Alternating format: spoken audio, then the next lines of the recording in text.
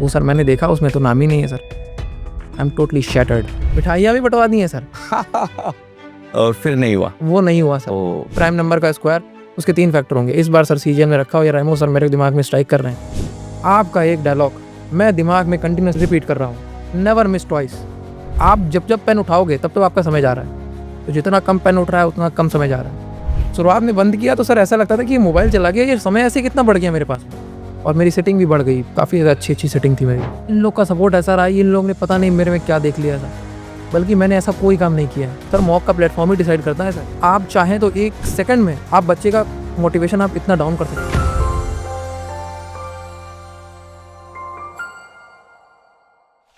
आप सभी को रेमो का नमस्कार। रेमो विद टॉपर शो में आप सभी का हार्दिक स्वागत और अभिनंदन। आज के इस ब्रांड न्यू एपिसोड में मेरे साथ हैं लखीमपुर खीरी से अनमोल शुक्ला। इनकी एसएससी सीजीएल में रैंक आई है 2133 और इन्होंने क्या पोस्ट ली है इन्हीं से पूछेंगे। ये बहुत खास है मेरे लिए। एक तो हमारे गृह जनपद बहराइच के बगल वाले जनपद से हैं ये, और दूसरी बात ये है कि ये हमारे बैच के स्टूडेंट रहे हैं। गणित का जो पूरा कहते ना कोर्स है इन्होंने हमारे साथ किया है। लाइव बैच में बहुत ही रेगुलर रहे हैं। बहुत डांट खाई है इन्होंने हमसे, लेकिन ये बने रहे और इन्होंने इतना कुछ सीखा, ये खुद ही बताएंगे इन्होंने बैच से कितना सीखा। और बाकी श्रेय तो इन्हीं का है, पूरी मेहनत इनकी है। तो अनमोल से जानते हैं कि इन्होंने कौन सी पोस्ट ऑप्ट करी है और कौन सा इनका अटेम्प्ट था। अनमोल, सबसे पहले तो आपका बहुत बहुत स्वागत। Thank you sir for inviting me in this session sir. I am sir truly delightful sir, आपने आप मेरे को बुलाया सर। अनमोल, आपकी उम्र कितनी है? सर मेरी उम्र 23 ईयर्स ओल्ड है सर। अटेम्प्ट कौन सा था आपका? सर मेरा सेकंड अटेम्प्ट था सर। एंड पहले अटेम्प्ट में क्या मार्क्स वगैरह थे? किस स्टेज तक आप गए थे? सर 2024 में सर मेरा पहला अटेम्प्ट था सर। एंड मैं उसमें भी सर मेंस में सर मेरा प्री में मेरा सर 165 स्कोर था, एंड सर मेंस में मेरा 321 था sir. And afterward sir normalization हुआ सर, फिर 326 एंड आई एम आउट। हुआ नहीं हुआ। कैसा लगा उस टाइम पे? सर अभी मेरे को याद है सर, रात में 12:50 में मेरे पास फ़ोन आता है कि रिज़ल्ट आ गया है सर। तो सर मैं देखता हूँ, मेरे को तो ये तो कॉन्फिडेंट था कि मैं सर नाम तो हो गई होगा, तो चेक ही नहीं करना है। वो सर मैंने देखा, उसमें तो नाम ही नहीं है sir. I am totally shattered कि ये क्या हो गया है। एकदम से सर ब्लैक आउट सर, कुछ समझ में नहीं आ रहा है कि क्या करना है। जा कर के लेट गए सर, रात में सर झटके खा के उठ रहे हैं कि ये हो क्या गया है। अंदर से आत्मा नहीं मान रही कि हो गया है कि, और ये नहीं समझ में आ रहा है कि सुबह उठ करके बताना कैसे है घर पे जा करके। सुबह मम्मी पापा को देखना कैसे है, इनको क्या बताएंगे जा करके क्या हो क्या गया है। अब ना ही कोई इसमें एक्सक्यूज़ है, या फिर ये पता भी नहीं चल रहा है कि कितनी क्या, जो हमने सिर्फ रैंक देखी नहीं हुआ है तो सर समझ में नहीं आया कि क्या करना है। तो मैं एकदम परेशान हो गया था सर कि शुरुआत के 1 हफ्ता तो सर हमको समझ में नहीं आया कि किस, और सर मेनली इस समय भी आया था, अगले दिन होली भी थी सर। बहुत ज़्यादा ऐसा भी नहीं कर सकते सर दिखाने के लिए। अब सब लोग मिलने भी आ रहे हैं सर, हंस के मिलना भी है और बताना भी नहीं है कि अंदर से कितना टूटे पड़े हैं सर। वो पहला अटेम्प्ट था सर मेरा, तो किसी भी तरीके से वो फेज़ मेरा कंटिन्यू रहा। कैसे भी चला सर वो फेज़, तो अपने आप में रहता है कि जिसके साथ भी कंडीशन ये आती है तो वो फील करता है कि यार ये पीरियड ऑफ टाइम है, ये धीरे समस्या को समय दीजिए, समस्या अपने आप समाप्त हो जाएगी। Right, agree. एक बात मैं अनमोल की जो बातों में जोड़ना चाहता हूँ कि बहुत सारे ऐसे बच्चे हर वर्ष ऐसे होते हैं जिनका कुछ अंकों से रह जाता है, नहीं होता है, और वो डिप्रेस हो जाते हैं। कई लोग तो ऐसा कहते हैं कि तैयारी छोड़ देते हैं, लगता है कि मेरी किस्मत ख़राब है, कभी नहीं होगा, सीजीएल अनफेयर है। पर अनमोल से आप इतना सीखना कि पहले अटेम्प्ट में नहीं हुआ, उम्मीद पूरी थी, कुछ अंकों से नहीं हो पाया सिलेक्शन, लेकिन ये अगली बार वापस कहते ना कि इन्होंने हार मानी नहीं है। सेटबैक लगा, परेशान हुए, बट अगली बार एक अच्छी रैंक लाकर अपने कहते ना कि जो होम स्टेट में घर के पास पहुंच गए अल्टीमेटली। तो ये कई बार ना कंपटीशन में बने रहना बहुत ज़रूरी होता है। वो एक और अटेम्प्ट कई बार आपको ना वो कहते ना कि पार करा देता है। ये सर या नहीं हुआ, मेरी जिम्मेदारी है सर। तो मेरे को 2025 में करना है, तो ये मैं सर दबाव इसलिए भी लग रहा था कि लोग को बता दिया है कि सर हो गया। अब सर लोग को पता चल गया कि हो गया, अब वो सर तो इस वे में पूछ रहे हैं ना और क्या हाल चाल है। अच्छा, 2024 के अटेम्प्ट में आपने अपने नंबर देख के लोगों को बता दिया कि मेरा हो गया है? यस सर, मैंने तो सब बता दिया। मैंने बताया तो नंबर तो अलग चीज़ है सर, मिठाइयाँ भी बंटवा दी हैं सर। और फिर नहीं हुआ? वो नहीं हुआ सर। दबाव ये नहीं लग रहा था कि आगे होगा, कि सर इतना तो कॉन्फिडेंट था कि ये नहीं होगा पहले से। मैं क्योंकि उसमें रैंक मैंने देख ली, तो ये पता था कि देना तो एक बार और पड़ेगा, क्योंकि हमको होम स्टेट। सर मेरी कोई ड्रीम जॉब इसमें नहीं है, to be honest. Dream job SSC में नहीं है, सब सेम चीज़ ऑफर करती है। लोकेशन मैटर करती है कि आप घर के पास में है कि नहीं पास में है। Over a period of time यही चीज़ मैटर करती है, वो चीज़ पहले ही सीख गए थे। तो 2025 के लिए लगना सर अपने आप में एक मेंटल टफनेस थी सर। बट जैसे कि आपका हमेशा साथ रहा और आप जिस तरीके से मोटिवेट करते रहे, तो फिर चीज़ें मेरे लिए आसान हो गई, क्योंकि पूरी एक साइकिल है, एक साइकिल डिस्टर्ब होती है सीधे प्लस 1 साल हो जाता है। जो इसमें मेरे पास पॉजिटिव चीज़ थी, हमेशा मैंने सपोर्ट ली, जो कि हाँ, इस केस में मेरे पास हमने यही देखते थे सर कि मेरे को पॉजिटिव क्या मिला इसमें, कि ऑलरेडी कि सर मैं पार कर चुका हूँ सर। अब 321 नंबर है, तो इससे 165 अगर प्री में नंबर, तो इसका मतलब है कि जस्ट लाइन पे है कि एक पुश मिला, थ्रेशोल्ड मिली, मैं पार। राइट। इस वाले अटेम्प्ट में कितने मार्क्स आपके आए? सर इस वाले अटेम्प्ट मेरे प्री में सर 150 अराउंड स्कोर था सर, 150 स्कोर था सर। एंड मेंस में मेरा सर 341 स्कोर था। 341। हाँ। सेक्शन वाइज बता सकते हैं आप? तो सेक्शन वाइज मेंस का बता दो आप। हाँ, सेक्शन वाइज सर मेरा मैथ्स में सर 80 नंबर था, एंड रीजनिंग में 84 था, एंड इंग्लिश में 119, एंड जीएस में मेरा अराउंड 55 था। इस बार तो सर एक बोनस हो गया क्वेश्चन, तो उसकी वजह से कुछ कम हुआ था, आई डोंट नो सर। ये मेरा स्कोर था। Right. Satisfied with your marks and rank, या फिर आपको लगता है कि थोड़ा और होना चाहिए था? सर सेटिस्फैक्शन तो सर नहीं होती सर, कि आगे तो हमेशा बढ़ना है सर, लेकिन इस जर्नी के लिए सर यहाँ तक कि हमको लगता है ठीक है, तो इसमें हम फिर से करेंगे तो सर बहुत मतलब सर अभी स्कोप ऑफ इम्प्रूवमेंट सर इसमें बहुत कम बचा है कि हम इसमें इम्प्रूव करके जाएंगे कहाँ। अब 4600 लेकर के हम सर दिल्ली नहीं आना चाहते हैं। नहीं ठीक है, आप अपने घर के पास पहुंच गए, उससे बेहतरीन कुछ नहीं हो सकता। सो अनमोल, आप मुझसे कब जुड़े, मतलब कैसे आप हमारे पास आए? क्योंकि हम प्रमोशन वगैरह थोड़ा कम करते हैं, तो हम तक लोगों का पहुंचना थोड़ा मुश्किल है। तो आप मैथ्स के लिए आपने मेरा चुनाव क्यों किया? सर मैथ्स के लिए आपका चुनाव नेसेसिटी है सर, आपको चुनना पड़ेगा सर। सर मैथ्स के लिए नहीं, जीवन में आगे बढ़ने के लिए आपको चुनना मजबूरी है। इंसान को आपके पास नहीं आएगा ना सर, एग्ज़ाम नहीं निकलेगा ये चीज़, क्योंकि बहुत सारी चीज़ें आपको सर मैं मिला सर 2020 में। सर मेरा 12th हो गया था 2020 में। फिर मैं सर्च कर रहा था सर मैथ्स के लिए क्या करना चाहिए। इनिशियली सर मैं इधर उधर कोचिंग में ऑनलाइन मिला हमको सर, लेकिन कंटेंट ऐसा था कि आर्बिट्रेरी कुछ भी कर रहे हैं सर। शुरुआत में पता थोड़ी सर, 12th हुआ है, 17 साल के हैं सर, पता ही नहीं कि करना क्या है, तो जो मिल जाता है एनी बेनिफिट है सर। मेरे भैया हैं तो शिवाशीष भैया, तो उनके थ्रू आप सब्सक्रिप्शन पे देते थे सर पहले। एग्जामो प्रो। हाँ, एग्जामो प्रो आपका सब्सक्रिप्शन चलता था सर। पहले आप एप्टिक्स की क्लासेस से जब आप आए तो वहाँ से आपका सब्सक्रिप्शन, मैंने देखा कि सर ऐसा पढ़ा रहे हैं सर, तो मैंने देख लिया कि सर अब इनको पकड़ना पड़ेगा। तो फिर वहाँ से आप हमको मिले सर, कोई प्रमोशन हमको कहीं यूट्यूब से तो कभी आपका सजेशन ही नहीं आया। फिर वहाँ से आपकी मैंने फिर पॉडकास्ट देखना चालू करी। फिर सबसे पहले कौशिक भैया और बहुत सारी पॉडकास्ट आपकी देखी। फिर मैंने बहुत सारे आपकी पॉडकास्ट देखी जिस तरीके से। फिर आपको पता चला कि आप बैच भी पढ़ाते हैं। फिर वहाँ से मैंने आपको कंटिन्यू किया। 2020 में आपका सर बैच आया था 2 नवंबर को एग्जामों पे, वहाँ से मैं आपको चालू किया, रिगरसली फॉलो किया सर आपको। बैच के बारे में अनमोल बताइए, आप लाइव क्लासेस में रेगुलर थे, चैट में बहुत एक्टिव थे, थोड़ा सा बैच के बारे में बताओ, कैसा लगा आपको? सर शुरुआत में सर ना मेरा वो फेस और अब का फेस में कोई थोड़ा सा डिफरेंस आ चुका है सर, क्योंकि हमारे पास सर एक चीज़ जो थी वो था मेरे पास टाइम।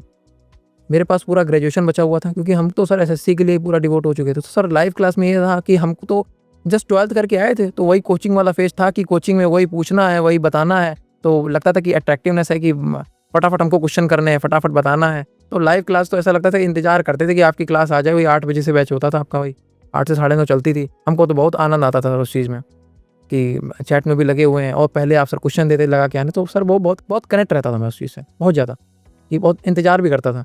लेकिन अब के फेज़ में जैसे कि अब आगे बढ़ चुका है बहुत सारे, मतलब पहले 2020 में और अब में सब काफ़ी फ़र्क आ चुका है। बहुत सारी चीज़ें मार्केट में अवेलेबल भी हैं, कंटेंट आपके पास अवेलेबल है, तो थोड़ा सा स्मार्ट स्टडी भी करके थोड़ा टाइम बचाया जा सकता है।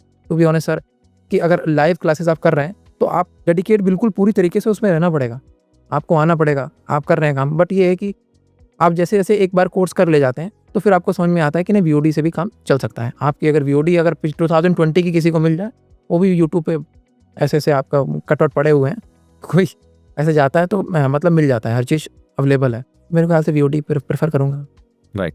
और कोर्स का जो कंटेंट है उसके बारे में थोड़ा बताइए, मतलब आपको बैच में किस तरह का कंटेंट मिला मैथ्स के लिए और किस तरह से आपने उसको यूटिलाइज़ किया? आपने उस कोर्स को बहुत अच्छे से फॉलो किया जैसा आपने मुझे बताया पहले। सर SSC की तैयारी में बात ये रहती है कि आपको कब चीज़ कहाँ पे फ़ायदा कर जाए नहीं पता, और आपका जिस तरीके का कोर्स है सर पूरी तरीके से अपडेटेड रहता है। बात ना सिर्फ अपडेट की बात नहीं है, आप जिस तरीके से क्वेश्चन कराते हैं, आप चीज़ों को देखते ही अलग तरीके से हैं। जैसे आप एवरेज का चश्मा पहनाते हैं सबको सर, उसी तरीके से हर एक चीज़ आपकी सर एडवांस में ज्योमेट्री आप जिस तरीके से चेंज करते हैं, तो हर एक चीज़ तो वो हमने मल्टीपल टाइम्स लगाया सर। बात ये रही है कि इसमें ऐसा नहीं रहा है कि आप क्या कहते थे कि कोर्स ख़त्म करने से आ नहीं जाता है, लगाने से आ जाता है। तो सर हमने मल्टीपल टाइम्स चीज़ों को करा है सर। एक एक जैसे कि आपका नंबर सिस्टम आप सबसे पहले चालू करते थे, तो वहाँ पे हो गया कि आपकी जो शीट वगैरह आती थी सर, उसको पता ही नहीं है कितनी बार मैंने रिपीट करा है उसको। एक बार कर लिया, दूसरा चालू हुआ, इस नंबर सिस्टम के बाद आपने अर्थमेटिक का चालू किया, जैसे एवरेज चालू किया, तो पीछे भूलने लगे हैं, तो कंटिन्यूस उसका मैं रिवीजन करता रहता था। तो वो चीज़ हमको आगे बहुत फॉलो करी। जैसे इस साल मैं सर ये पॉइंट करना चाहूँगा, आपने बहुत पहले 2020 में ही आपने पढ़ा दिया था कि प्राइम नंबर का स्क्वायर उसके 3 फैक्टर होंगे। इस बार सर सीजीएल में रखा हो या रेमो सर मेरे दिमाग में स्ट्राइक कर रहे हैं ये तो। और उस सवाल को लेके यूट्यूब पर जितने भी नए नए टीचर्स हैं उन्होंने बड़ा शोर मचाया, ठीक है, कि उस सवाल को एक स्पेशल सवाल बना के कि ये सवाल आया, ये सवाल आया। तो मुझे वही हंसी आ रही थी कि इस सवाल को मैं 10 सालों से पढ़ा रहा हूँ बच्चों को। इम्पॉर्टेंट ये होता है टीचर के लिए कि एंटिसिपेट करना कि ये एसोसिएटेड कॉन्सेप्ट कभी ना कभी आ सकता है। अब वो इस साल आएगा, 2 साल बाद आएगा, 3 साल बाद आएगा, पता नहीं है, किसी को नहीं होता, पेपर थोड़ा ना उठे पहले से। बट जब वो आएगा पहली बार तो वो हमने पढ़ा रखा है या नहीं, ये बहुत मैटर करता है। और मुझे हमेशा ही खुशी हुई है कभी भी कोई भी सवाल एग्जाम में आया है तो वो बैच में जिस तरह का हम लोग डिस्कशन करते हैं, आपने पूरा बैच पढ़ा है तो आपको अच्छे से पता होगा, हर वो चीज़ हम वहाँ पर कर चुके होते हैं पहले से। एग्ज़ाम में अगर आपने ठीक से उसको रिवाइज कर रखा है तो आपको दिक्कत नहीं होगी। स्टूडेंट्स हैं, एस्पिरेंट्स इस समय क्या करते हैं कि उनको क्या चाहिए सर, फटाफट चाहिए सर, हर चीज़ फटाफट हो जाए। लेकिन आपकी क्लास में सर अगर फटाफट करना है तो sir Remo sir is not the best. Obviously agree. Remo sir के पास आइए, रेमो सर समय लेके आओ, रेमो सर के पास समय लेकर के आइए, क्योंकि वो आपसे बात भी करेंगे, वो आपको पढ़ाएंगे भी, वो आपको समझाएंगे भी, हर चीज़ आपको मिलेगी। सिर्फ एक पढ़ाई में सर ये नहीं है कि आपने कोर्स करा दिया, वो क्वेश्चन करा दिए, 4-5 क्वेश्चन करा दिए, वो हो गया है सर, ऐसा नहीं होता है। आपकी सर ज्योमेट्री की क्लासेस भी मेरे को अच्छे तरीके से याद है। एक क्लासेस अब छूट जाती तो लगता था कि अरे ये क्या छूट गया है सर। अब मेरे नोट्स रखे हैं, 2-2 3-3 रजिस्टर भर चुके हैं सर, वो क्लास में लिखते लिखते। और सर बात ये रहती है एक बार अच्छे से हो जाता है फिर सर आगे तकलीफ नहीं होती है सर। नहीं, और ज़रूरी भी है ना, बच्चों की ये गलतफहमी है कि 6 महीने में गणित खत्म हो जाएगा और वो प्रो हो जाएंगे। होता ही नहीं है, होना ही नहीं है। अगर मैं आपको लेट से फैक्टर पढ़ा रहा हूँ और फैक्टर के अगर मैं सारे केसेस आपको जब तक सही से नहीं समझाऊंगा, आप हर तरह के सवाल कर ही नहीं सकते हो। बिल्कुल नहीं कर सकते। रटाने से थोड़े ना सवाल निकलेंगे, भले ही वो PYQ बनने लगेंगे आपसे रट के, बट एग्जाम में वो चीज़ एग्जीक्यूट नहीं होती है। तो मेरा तो यही मानना है कि भाई मैथ्स को 100 घंटे में नहीं पढ़ाया जा सकता है। 100 घंटे में वो बच्चा जरूर पढ़ सकता है जिसने एक बार फाउंडेशन कर रखा है, तो वो रिवाइज करने के लिए पढ़ ले। नए बच्चे को मैथ्स को करने में टाइम लगेगा और ये उनको रियलाइज़ करना पड़ेगा। जो तैयारी में बाकी विषय हैं आपके, जैसे मैं अगर इंग्लिश के बारे में आपसे पूछूं, कैसे किया आपने? सर ऐसा ही तो इस पर डिबेट हो जाएगा सर, इस टॉपिक पे इंग्लिश के लिए। Sir I am English medium student sir. Sir मेरे पास इंग्लिश तो क्योंकि डॉन बॉस्को से पढ़ा हूँ सर लखीमपुर में सर, वो इंग्लिश मीडियम स्कूल है सर। बट सर इंग्लिश मेरी एकदम बेड रॉक बॉटम, उससे नीचे मतलब मेरे से नीचे नहीं जा सकते इंग्लिश में सर, वहाँ से हमको उठना था। और SSC में अगर आपको इंग्लिश नहीं आती है तो आप क्वालिफाई नहीं कर पाएंगे। 135 नंबर वहाँ पे आ रहा है, पहले 50 नंबर है, तो आपको इंग्लिश तो आनी पड़ेगी। और इंग्लिश ऐसा नहीं है, और मार्केट में क्या चल रहा है, इंग्लिश के नाम पे ग्रामर दी जा रही है सर। ग्रामर नहीं, अंडरस्टैंडिंग होनी चाहिए इसमें। जिस तरीके से आप अंडरस्टैंडिंग कर रहे हैं, जिस तरीके से आप वोकैब वगैरह पढ़ रहे हैं, इंग्लिश आपको पढ़नी है तो उसको भी आपको समय देना पड़ेगा पूरी तरीके से, हर एक चीज़ को जानने के लिए। तो ये एक ऐसा सब्जेक्ट रहा जिसने मेरे को बहुत तड़पाया सर। मैथ्स तो आप मिल गए हमको 2020 में, लेकिन सर इंग्लिश ने ना पल पल सर मेरे को ऐसा तड़पाया है सर। 50 में सर नंबर 12.5 आ रहे हैं, 15 नंबर आ रहे हैं, 18 नंबर आ रहे हैं सर, कुछ पता ही नहीं चल रहा है, लग रहा है। और सर बात ये रहती है कि सेक्शनल मॉक हम लोग देते हैं तो लगता है एक बार हो गया, अगली बार में देखो बढ़िया ले आएंगे, लेकिन सर रहता तो वही है, आपने कुछ पढ़ लिया तो एकदम इंप्रूव तो होता नहीं है। 23 में सर लगभग समझिए 3 साल हो गए हैं सर, ग्रेजुएशन मेरा खत्म होने वाला है, अभी हमको इसका इंग्लिश का डिकोड नहीं मिला है। मैथ्स सॉल्व हो गया था आपका मैथ्स पूरा हो अच्छे से? हाँ, मैथ्स तो आपने निकाल दी। अब बात ये रही है कि इंग्लिश की, अब इंग्लिश ऐसा थोड़ी है मैथ्स के दम पे पेपर हो जाएगा।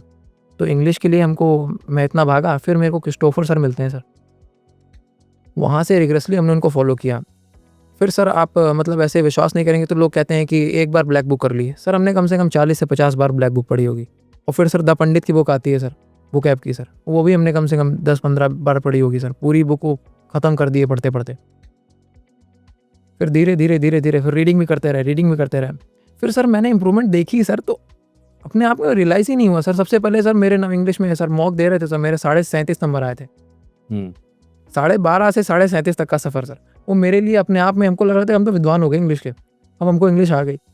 फिर क्योंकि सर सबको देखते थे ना, आपकी भैया को जिनको मैं देख रहा था, जिनको मैं फॉलो शुरुआत में मैं मेंशन कर रहा हूँ सर, उनको देखता था इंग्लिश में वो मेरे सामने इंग्लिश में 45-48 नंबर ला रहे हैं सर। हम कहे सर कैसे होगा, आगे क्या होगा। तो फिर लेकिन सर ये बात है, तो भी मेंशन करना चाहेंगे जो भी फॉलो किया कोर्स पूरा ख़त्म किया है सर। ये सर बीच में नहीं भाग के गए सर अब नहीं हो पाएगा, ये नहीं हो, क्लास ज़्यादा हो रही है सर, नहीं।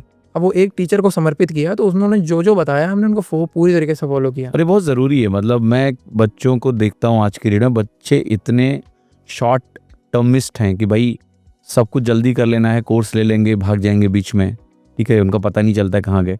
जब तक आप चीज़ों को ख़त्म नहीं करोगे पूरी तरह से, आपको लाभ मिलना ही नहीं है।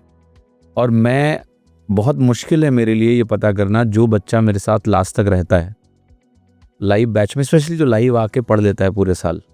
मैं जानता हूँ कि ये बच्चा कहीं ना कहीं निकल जाएगा आज नहीं तो कल, क्योंकि दो बातें हैं। एक तो उसका, मुझे बाकी विषय मैं नहीं पढ़ा रहा हूँ, मुझे पता है कि बाकी विषय मैं नहीं पढ़ा रहा हूँ, पर मुझे उसका एटीट्यूड दिख जाता है कि ये बच्चा ख़त्म करने वाला बच्चा है चीज़ों को, और अगर ये लास्ट तक बना हुआ है तो ये कुछ ना कुछ करेगा पक्का। तो जितने भी स्टूडेंट्स हो, लर्नर्स हो, आप तैयारी कर रहे हो एग्ज़ाम की, थोड़ा पेशेंस रखो। हर चीज़ तुरंत नहीं होगी।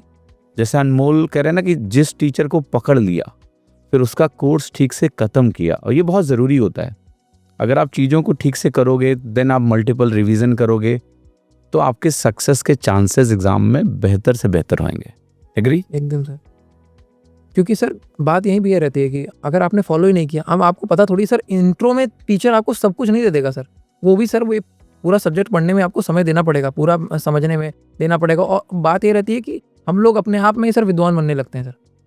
अब 3-4 साल में आपने एनालिसिस, जैसे कि जो एनालिसिस होती है कि जैसे कि मैथ्स का भी ले लेता हूँ या इंग्लिश का ले लेता हूँ, कि आपको पता चल गया कि नाउन का इतने क्वेश्चन आ रहे हैं, प्रोनाउन के इतने क्वेश्चन आ रहे हैं, इसके आ रहे हैं, वो कैब इतनी आ रही है, तो आप अपने बेसिस पे सर प्रीवियस से आपको ये पता चल रहा है उसमें इतना आया है, आपको नहीं पता है कि आगे क्या आने वाला है। जस्ट लाइक सर इस बार एडिक्विटी आ गया, अब आप तो प्रीवियस देख के गए कि नाउन के 4 क्वेश्चन आ रहे हैं, एडिक्विटी ने दे दिया क्लोज टेस्ट, अब आप क्या करेंगे? तो आपको पूरा खत्म करना पड़ेगा, रीडिंग करनी पड़ेगी। स्किल्स बढ़ाओ आप, कि आप कोई भी एग्जाम में अगर बैठो, आपको सिलेबस पहले से मालूम है, आपकी स्किल्स अगर सब में स्ट्रांग है तो निकलेगा एग्जाम। सर बात ये है, हम लोग प्रेडिक्ट करने लगते हैं कि ये पेपर कौन सा आने वाला है, उसके हिसाब से तैयारी करने लगते हैं। अगर एक बार एवरेज के क्वेश्चन 10 आ गए तो अगली बार तो बच्चे एवरेज पे फोकस करने लगेंगे। उनको ये मतलब थोड़ी है कि इस बार आ गया अगली बार थोड़ी आएगा। बिल्कुल बिल्कुल। जब मेरा इंग्लिश पूरी तरीके से कंप्लीट हुआ, फिर मैं देखता हूँ सर काफ़ी इंप्रूवमेंट, फिर अच्छा लगता है सर। आप धीरे धीरे सब्जेक्ट से टच हो जाते हैं, बहुत अच्छा लगता है। और फिर मैं आना चाहूँगा सर जीएस पे। सर ऐसा सब्जेक्ट जो आपको अगर आ गया तो आपको रैंक दे देगा, आपको होम पोस्टिंग दे देगा, सब कुछ करा देगा, लेकिन आपके पास जीएस होनी चाहिए सर। उसके लिए तो कहना नहीं चाहिए सर, ऐसे टीचर को मतलब कहते हैं कि भगवान ऐसा नहीं, मतलब भगवान नहीं करना चाहिए, लेकिन परमार एसएससी अब तो सर जिस तरीके से सर उनको मैंने फॉलो किया है, वहाँ भी सर मतलब डिवोट हुए तो सर पूरी तरीके से डिवोट हो गए। अब हमको नहीं पता कि वो टीचर जहाँ ले जाएगा मैं वहाँ पहुँच जाऊँगा। फिर पूरी तरीके से मैंने उनको फॉलो किया। 1 साल लगा 2023 में अराउंड मैंने लिया, मेरे को 1 साल लगा कंप्लीट करने में, 1 से 1.5 साल, क्योंकि सर 1 साल में तो आप सिर्फ चीज़ों को वो आप बताते थे ना कि पहले तो सबसे पहले कोर बनता है, फिर उसके बाद धीरे धीरे आप पेरिफेरी बनाते चले जाते हैं, फिर वो सर्किल वाइड होता चला जाएगा। ऐसा नहीं है कि सर आपका सीधे सर्किल बन जाएगा पहली बार में, आप सब कुछ जान जाएंगे, सब कुछ नहीं जान पाएंगे। मल्टीपल टाइम जैसे आपकी शीट में लगाता था पहले, सर मैं 2-3 बार लगा रहा हूँ, अलग अलग चीज़ें समझ में आ रही हैं। बिल्कुल। हमें यही नहीं समझ में आ रहा है कि या तो मैं पहली बार में नहीं अच्छे से पढ़ रहा था, या मैं दोबारा अच्छे से पढ़ रहा हूँ। हमें यही नहीं समझ में आ रहा है कि ये इंप्रूवमेंट हो कहाँ से रहा है। तो हमको लगता तो है कि सर रादर कि हम लोग एक बार हो गया कोर्स, अब रेमो सर को हटाते हैं, दूसरे टीचर लाते हैं।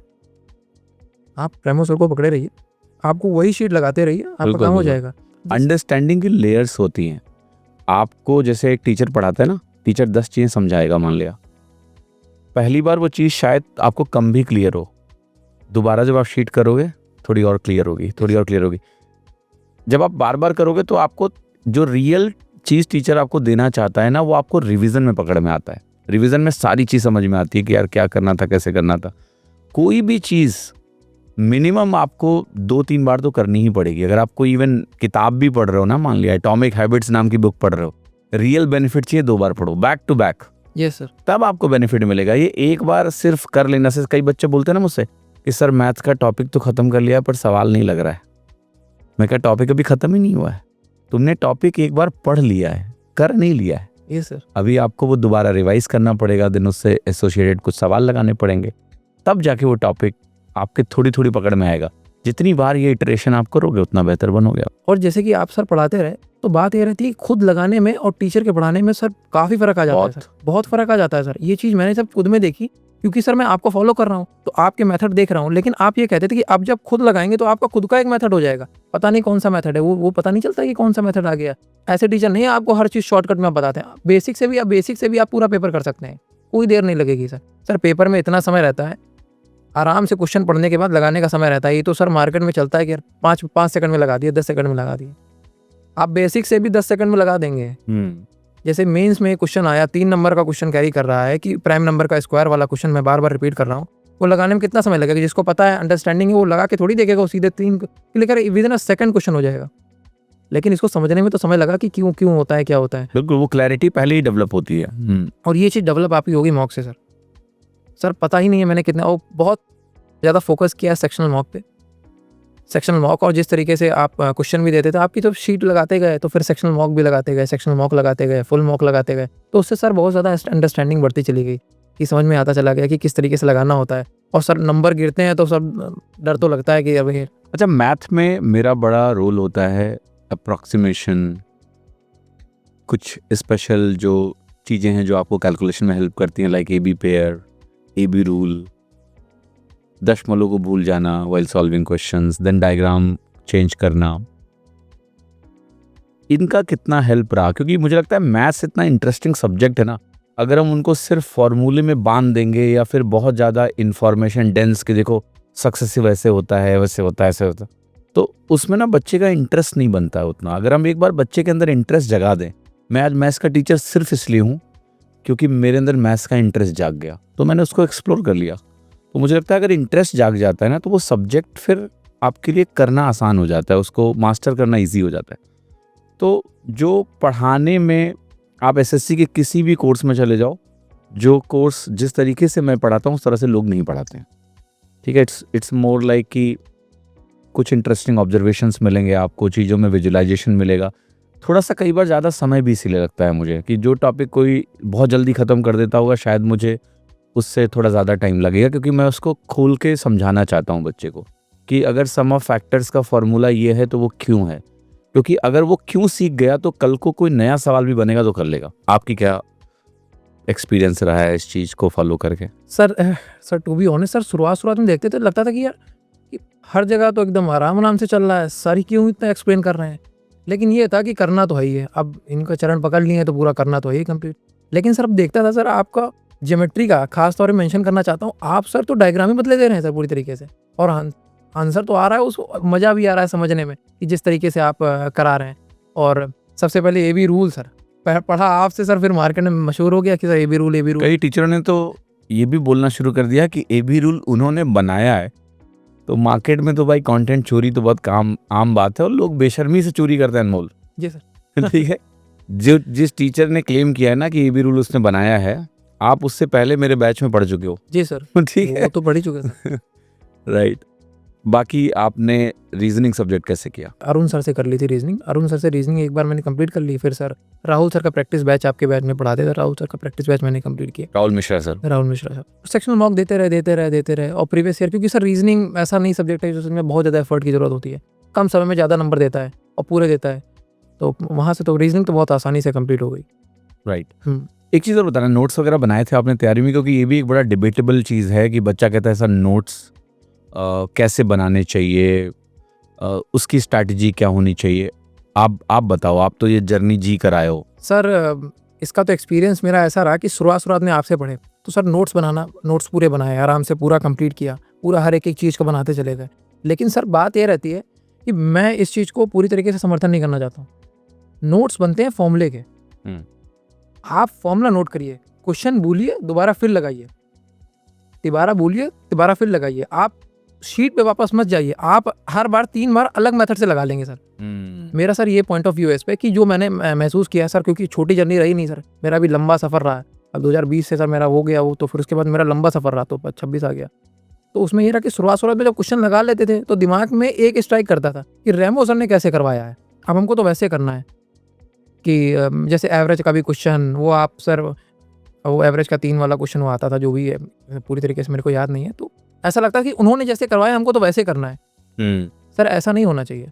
आपको एक बार पढ़ लिया, आपने टीचर आपको अंडरस्टैंडिंग देता है, रटवाता नहीं है। और सर सबसे बढ़िया बात आपके में क्या लगी, आपने कभी जैसे आप थ्योरम भी कराते थे तो आप नाम नहीं याद रखते थे, आप हमेशा कहते थे हमको नाम नहीं पता है, ये चीज़ है, हमको थ्योरम का नाम हम नहीं पता है, तो आप मतलब रिजल्ट ध्यान रखो। हर रिजल्ट ध्यान रखो, वो नाम आपको अभी भी नहीं है, वैसे ऐसा लगता है कि आपको सब चीज समझा लेकिन दिया। उसका कारण था, नाम के लिए मैंने क्यों बोला, कई सारे जैसे थ्योरम्स है, थ्योरम्स किसी का ऑब्जर्वेशन ही रहा होगा। Yes. कोई मैथमेटिशियन होगा, कई 100 साल पहले बैठा होगा, उसने थ्योरम को ऑब्जर्व किया कि देखो ये भी होता है। ऐसी ही बहुत सारी थ्योरम थी, वो मैंने किताबों में नहीं पढ़ी, Yes, sir. वो मेरे ऑब्जर्वेशन में मुझे दिखी, बाद में पता लगा कि ये भी थ्योरम है। तो मुझे लगा कि ये ट्रूथ है, theorem is a truth. Yes, sir. और ट्रूथ का अगर ठीक है, नाम अगर याद, एग्जाम में थोड़ी ना कभी पूछेगा कि टॉलमी थ्योरम क्या है, एप्लीकेशन पूछेगा ना। Application तो आपको एप्लीकेशन याद रखना है। आप कोई एकेडमिक्स की पढ़ाई नहीं कर रहे हो, आप कॉम्पिटिटिव एग्जाम की तैयारी करो, आपको थ्योरम का रिजल्ट चाहिए, हाँ और वो किसने बनाया, दैट्स नॉट इम्पोर्टेंट। हाँ, वही बच्चे बुरा करते हैं कि टॉलमी थ्योरम क्या है एंड ऑल इधर उधर की थ्योरम। तो आप कहते थे नाम से नहीं काम से आप याद रखिए, उसको बात हो गया। हमारा पॉइंट ऑफ व्यू तो यही है कि आप मैथ्स जितना शॉर्ट में आप नोट्स नहीं, या फॉर्मूला बना लीजिए, वो अपने यहाँ पे क्रक्स रहता है कि तो आप उसको कंप्लीट बार बार रोज आना, आप उसको रिवाइज करते रहिए। और आपका सर मेन इंपॉर्टेंट क्या रहता है मैथ में, बेसिक पे आ जाइए।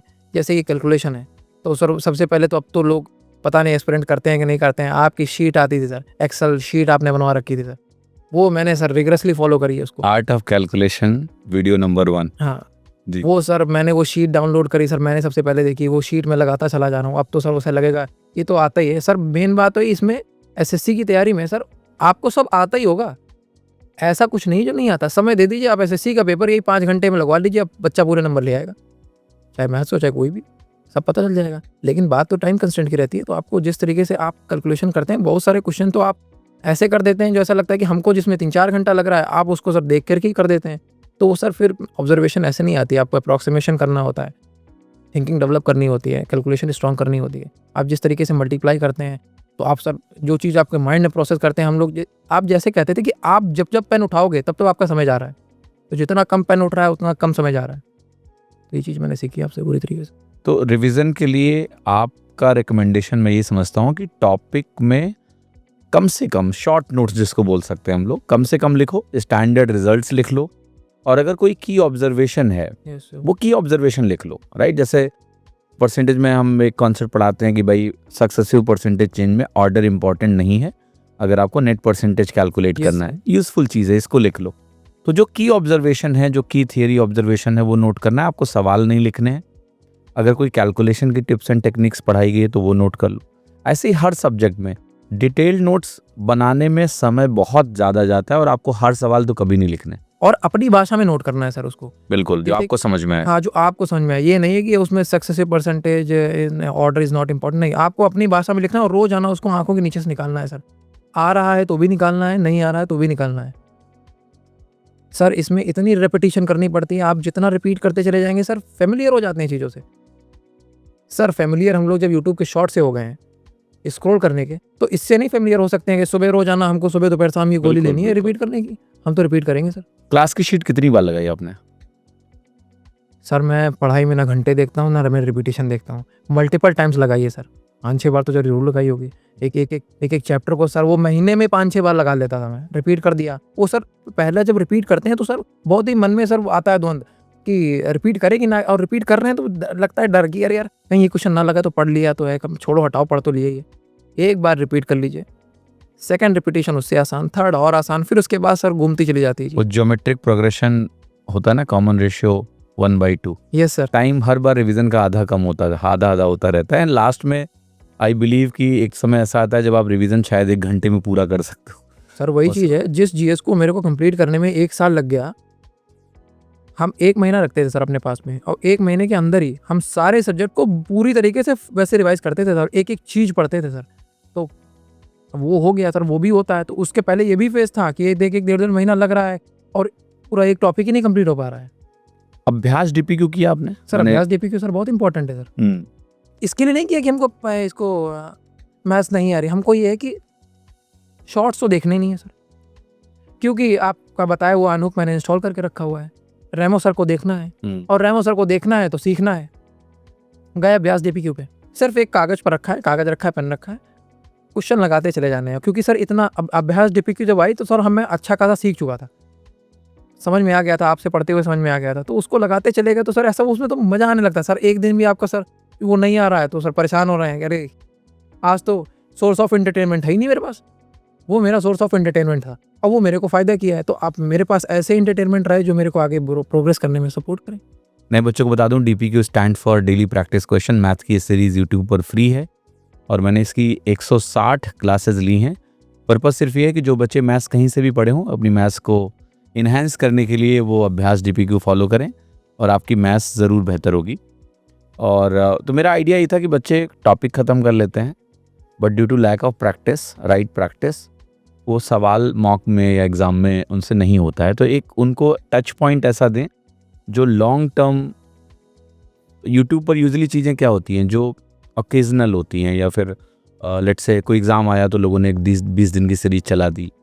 मेरा विज़न था लंबा चलाएंगे, ऐसी चीज़ चलाएंगे जिसको लोग पढ़ें और उससे उनका रियल इम्प्रूवमेंट हो, और वो रिमार्केबल इम्पैक्ट रहा है उसका, और वो इम्पैक्ट कंपाउंड हो रहा है। अब इस साल और बच्चे जुड़े हों उस सीरीज़ से, और आई होप कि आने वाले समय में लोग उसको फॉलो करते रहेंगे। अनमोल, अब मैं आता हूँ पढ़ाई में अन्य चीज़ों पर। पढ़ाई सिर्फ किताबों से नहीं होता है, यहाँ से भी लड़ना पड़ता है। थोड़ा सा बताइए मनोस्थिति के बारे में, क्या साइकोलॉजी होती है तैयारी के दौरान, मेंटल एटीट्यूड कैसा होना चाहिए, कुछ इसके बारे में। Sir this is the most important thing. अच्छा, और ये चीज़ अगर आपको नहीं आ रही है तो सर एग्ज़ाम तो आप निकाल लेंगे, लेकिन एक इंसानी तौर पर आप एकदम ख़त्म होंगे। तो आपको यही होगा, आप या तो पैसे के पीछे भाग रहे हैं, फिर या तो आप इधर उधर भटक ही रहे हैं सर, क्योंकि मिलने वाला तो कुछ है नहीं। ऐसा नहीं कि सरकारी नौकरी जिनकी लग गई है वो बहुत ही ज़्यादा खुश हैं ये वो, और तैयारी का फेस भी इस तरीके का रहता है। रोज़ आना यही लगता है कि यार हुआ नहीं हुआ तो नहीं हुआ तो उसके लिए मेरे पास तो ब्रह्मास्त्र था, संडे चर्चा रेमो सर की। मतलब उसको एक एक चर्चा मैंने 2 3 बार देखी है। अब इसको लोग समझे ना समझे, क्योंकि सर जो अब मेरी उम्र है आपकी उम्र में सर फ़र्क है, तो आपने जो एक्सपीरियंस लिया है over a period of time, मैं इतनी बुकें हो सकता ना पढ़ पाऊँ, क्योंकि मेरी बुक पढ़ने की आदत तो आपने डाली है, लेकिन उससे पहले आप बहुत सारी बुकें पढ़ चुके हैं। तो वहाँ से जो चीज़ें, क्योंकि अब संडे चर्चा का इतना बेसब्री से इंतजार रहता था सर, अब इतनी ऑलरेडी आपकी पढ़ चुकी हैं, तो कभी भी जैसे कि कोई भी फेज़ ऐसा रहता है कि हमको लो फील हो रहा है, गए देख लिए, और जो कामनेस के साथ आप समझाते थे, तो सर मोबाइल का डिस्ट्रैक्शन जिस तरीके से मैंने उससे बंद किया, हर एक चीज़ मैंने बंद कर दी है। फ़ोन फ्लाइट मोड पे लगा है सर, किसी का कोई इंतजार ही नहीं। क्यों बंद किया आपने मोबाइल में? सर मैंने ऐसा क्या बोला था आपको? आपके पास सब हो करके आप चीज़ों को छोड़ देते हैं। हमारे पास तो अभी नौकरी नहीं है, हमारे पास तो ये पढ़ाई ही एकमात्र जरिया है, तो हम सर अपने आप को सर फॉल्सली क्यों दिखाना चाहते हैं कि नहीं ये चीज़ ज़रूरी है, नहीं चलाना ज़रूरी है। सर पता नहीं वो एक क्या चीज़ दिमाग में हिट कर गई हो, अच्छी चीज़ लग गई हो कि ये कभी सोचा नहीं है, अरे तो ज्ञान दे रहे हैं, कोई बात नहीं है, खुद तो चलाते होंगे या हमको चलाना चाहिए और देखना तो चाहिए समाज में क्या। सर समाज में आपको जानने की कोई ज़रूरत है नहीं क्या चल रहा है, और नहीं जानेंगे सर, इससे मेरा कोई घाटा तो हो नहीं रहा था। सर मैं देखना चाह रहा था, टू बी ऑनेस्ट, कि मैं बंद करके देखता हूँ, अगर कोई बात हो गई है तो हमको नहीं समझ में आ रही तो मैं चलाना चालू कर दूंगा, क्योंकि मैं घर में रहता था। तो सर ये मेरे पास बेनिफिट था, मैं फ़ोन फ्लाइट मोड पे लगा देता था, जिसको भी मेरे को बहुत ज़्यादा काम होगा तो घर वालों को फ़ोन कर देगा, तो घर वालों को बता देंगे। और मेरा फ्रेंड सर्किल भी इतना बहुत ही ज़्यादा कम था, तो किसी को मेरे पास कॉल करनी है तो बहुत ज़्यादा, जिसको कॉल करनी है तो भाई मेल कर लीजिए आप, और या तो मैं टेलीग्राम चला रहा हूँ, टेलीग्राम भी बहुत ही अनएक्टिव है, सिर्फ मैं चला रहा हूँ टेलीग्राम को, तो मैंने वो एक रखना पड़ेगा, क्योंकि फॉर्म भरने के लिए जो भी इन्फॉर्मेशन मेरे को चाहिए तो वो मेरे को रखना पड़ा। तो शुरुआत में बंद किया तो सर ऐसा लगता था कि मोबाइल चला गया, ये समय ऐसे कितना बढ़ गया मेरे पास। बिल्कुल, क्योंकि मोबाइल चल रहा था तो सर अब आधे घंटा पढ़ाई करी, 10 मिनट सर इंस्टाग्राम भी स्क्रॉल किया, और उसमें मोटिवेशन भी मिल रहा है तो भी आपका वो व्यर्थ ही है सर, वो आपका सर समय ज़ाया ही हो रहा है। इतना मोटिवेशन लेने की ज़रूरत नहीं है पढ़ाई में सर, हमको आर्यभट्ट थोड़ी बनना है सर। सर आप क्या कहते थे कि हमको मेरे ख्याल से आपने एक चीज़ पॉइंट आउट करी थी, हमको बुद्ध नहीं बनना है, एग्ज़ाम निकाल करके काम कर लेना है। तो सर उसमें हमको इतना ज्ञान की क्या ज़रूरत है, इतनी इन्फॉर्मेशन, कभी कभी साथ खाली भी बैठना होता है। आपने एक चीज़ पॉइंट आउट करी थी पहले कि हम लोग बोर ही नहीं होते हैं, इतना ज़्यादा स्क्रॉल कर चुके होते हैं, खाली बैठना नहीं आता है। खाली जब 1 घंटा बैठे हैं, जब हम लोग के पास कुछ नहीं है, तब असल में पता चलता है कि कितना समय है अपने पास में। तो सर उससे तो हमको बहुत ज़्यादा फ़ायदा हुआ कि सर पढ़ाई में भी एक्स्ट्रा पुश मिला, और मेरी सेटिंग भी बढ़ गई, काफ़ी ज़्यादा अच्छी सेटिंग थी मेरी। कितनी देर पढ़ते थे आप पर डे? सर ऐसे तो 14-15 घंटा हो गया, 12-13 14 घंटा हो गया sir. No Sunday no Monday sir, ये पढ़ाई में सर हम लोग के फेज़ में अगर हम लोग ये कह रहे हैं कि आज संडे रिलैक्स डे, तो सर ये सिर्फ बताने की बात होती है। और एक सबसे इंपॉर्टेंट चीज़ जो मैं मेंशन करना चाहता हूँ, अभी याद आ गई सर, आपका एक डायलॉग मैं दिमाग में कंटिन्यूस रिपीट कर रहा हूँ, नेवर मिस ट्वाइस। ये आप रिपीट करते थे, नेवर मिस ट्वाइस। एक दिन हो गया कोई बात नहीं, ये सर वो साइकिल, और एक बार ट्वाइस मिस हुआ सर, मेरे से खुद हुआ है। 2 दिन मैंने मिस कर दिया, तीसरे दिन में बैठने के लिए कितना मेरे को एफर्ट पड़ रहा है, मैं बैठ रहा हूँ ऐसा लग रहा है कि दबाव आ रहा है मेरे पास में। इससे मैंने मिस ही करना छोड़ दिया। हमने कहा एक दिन में सर फंक्शन भी हो रहा, तो ये होता है, ये नहीं हो सकता कि आप 13 घंटे लगातार पढ़ते चले जा रहे हैं पूरा साल सर।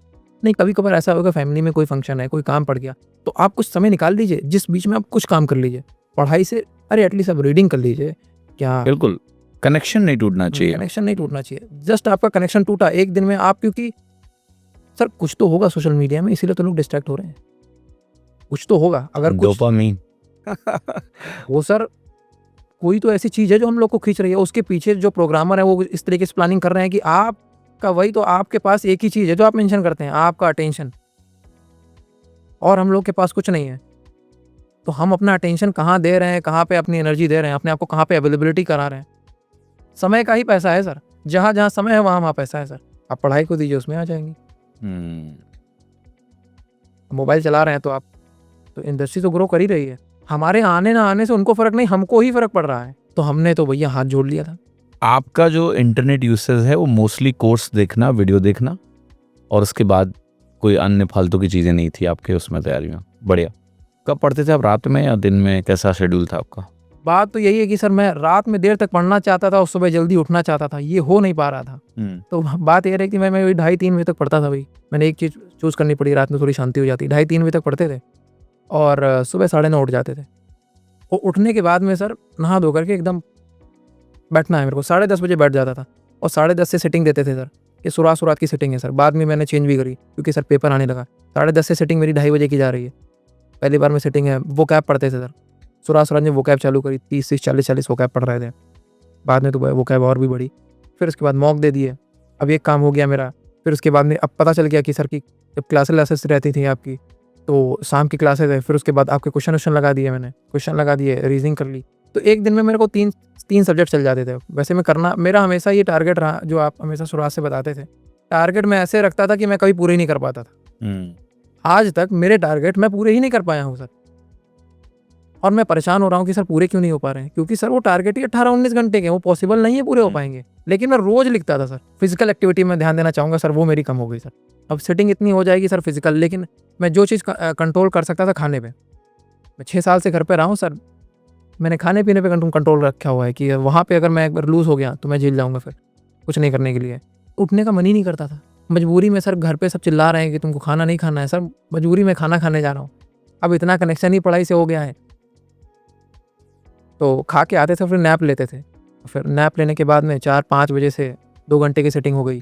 फिर उसके बाद 9:30 से एक सेटिंग हो गई, 9:30 से 12:30। फिर उसके बाद में अब बात ये रहती है कि जो बीच में हमको सर अब ये होता है कि पूरे समय तो पढ़ नहीं सकते हैं, पूरे समय तो नहीं पढ़ सकते हैं, लेकिन अब हमको जो भी इंटरटेनमेंट रहना था वो मैं ये नहीं हो कि फालतू की चीज़, मैं मूवी देख रहा हूँ, मैं एंजॉय कर रहा हूँ, मैं आपकी चर्चा देख लेता था।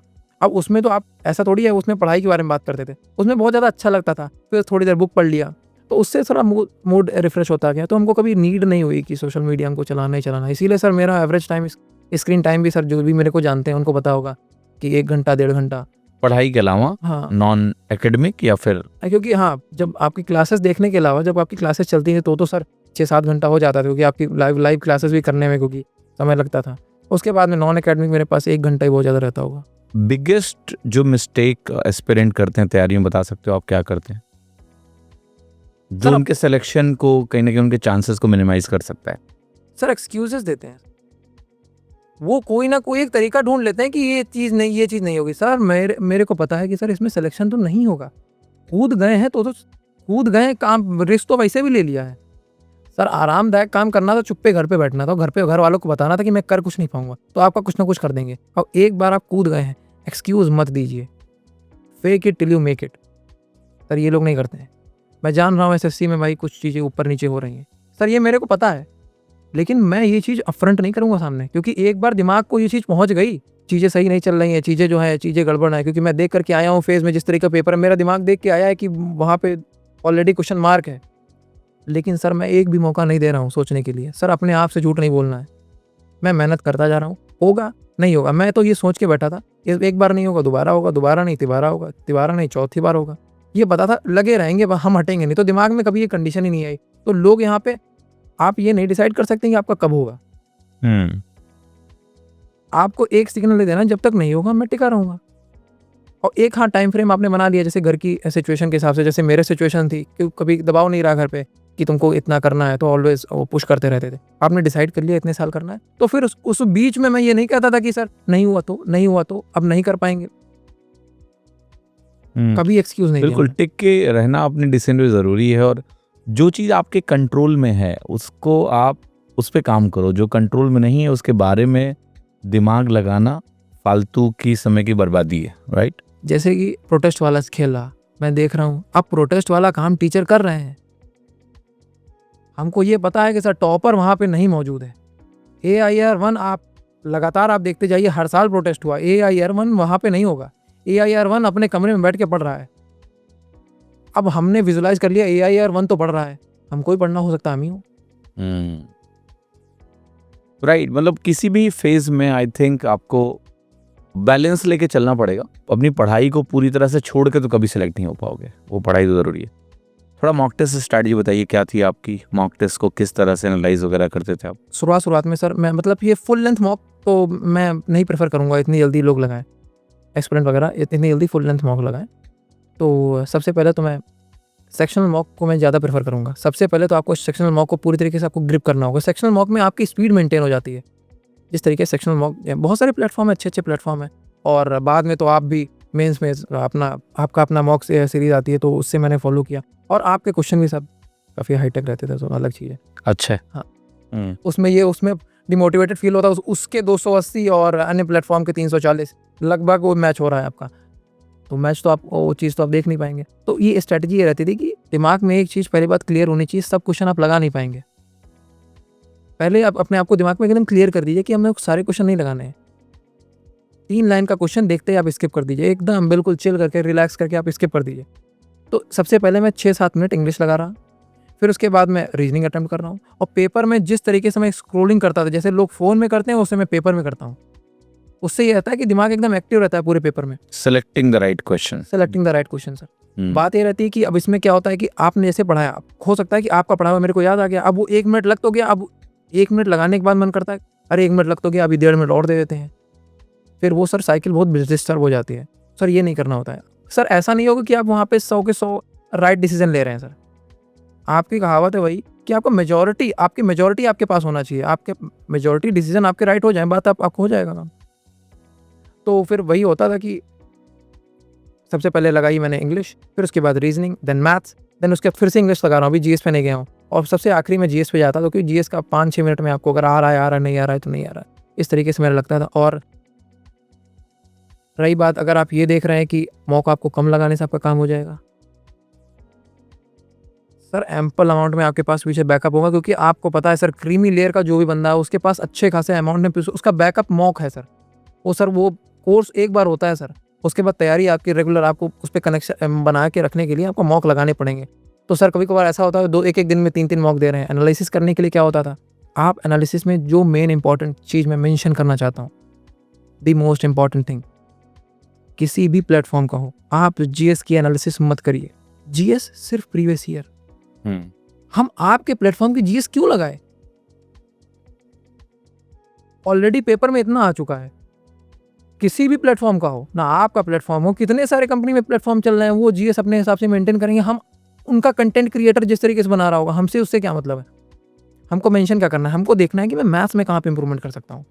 जिस तरीके से मेरी टाइमिंग है, क्योंकि जीएस में अब लोग परेशान हो जाते हैं जीएस का स्कोर देख करके। मॉक में जैसे किसी के 145 नंबर आ गए, सब उसने बढ़िया किया, जीएस में उसके 12.5 नंबर हो गया था, मेरी तो जीएस वीक है। अरे आपकी जीएस नहीं वीक है, मॉक डिसाइड करेगा आपके कितने नंबर आएंगे, आप नहीं डिसाइड करेंगे। नया पर्सपेक्टिव आप दे रहे हो, क्योंकि इसके पहले किसी ने इस तरह से बोला नहीं। अनमोल बहुत अच्छी बात बोल रहे हैं कि मॉक का जो आप स्कोर जज करो वो 3 सब्जेक्ट में जज करो, जीएस छोड़ दो, और उससे शायद आपको बेहतर महसूस होगा अपना स्कोर।